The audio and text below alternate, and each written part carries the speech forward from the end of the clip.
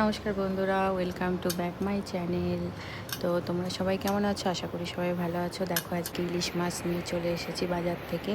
একটা 1.5 কেজি ওজনের ইলিশ মাছ নিয়ে এসেছি।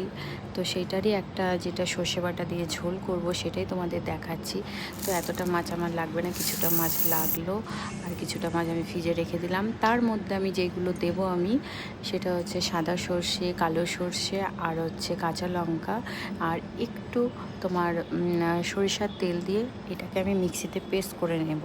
সরিষার তেল দেওয়ার একটাই কারণ, এটা তেতো হবে না।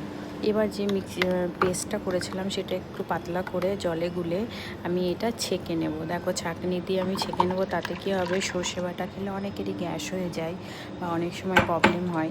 তো সেটা কোনো প্রবলেমের কোনো চান্স থাকবে না। এটা ভীষণ পাতলা ঝোল হবে, খেতেও ভালো লাগবে।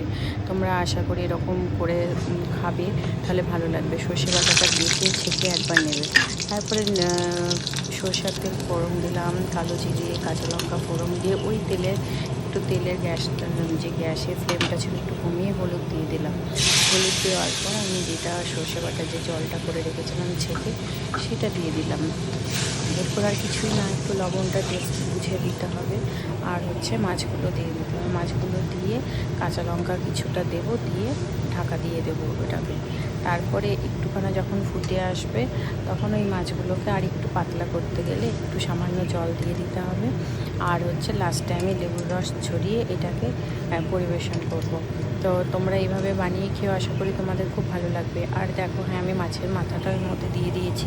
আমার ইলিশ মাছের মাথা ভাজা খাওয়ার থেকে না ঝোলে সেদ্ধ করে এরকম ভাপা করে খাওয়াটা বেশি ভালো লাগে। তো সেজন্য আমি দিয়ে দিয়েছি। তোমরা যদি মনে করো যে ইলিশ মাছের মাথাটা আমরা ভেজে আলাদাভাবে খাবে, সেটা খেতে পারো। তো ইলিশ মাছটা এমনই একটা মাছ, যদি ভালো হয় সত্যি খেতে টেস্ট খুব ভালো হয়। কিন্তু আজকাল তো ইলিশ মাছ খুব একটা ভালো পাওয়া যায় না। তবে আমি এই মাছটা ভীষণ ভালো পেয়েছিলাম। মানে আমি যখন ফিশ শপে নিলাম তো ওনারাই বললো আপনারা খুব ভালো মাছ একটা কিনে নিলেন। তো আমার ভিডিওটা তোমাদের কেমন লাগলো অবশ্যই জানিও, আর পাশে থেকো।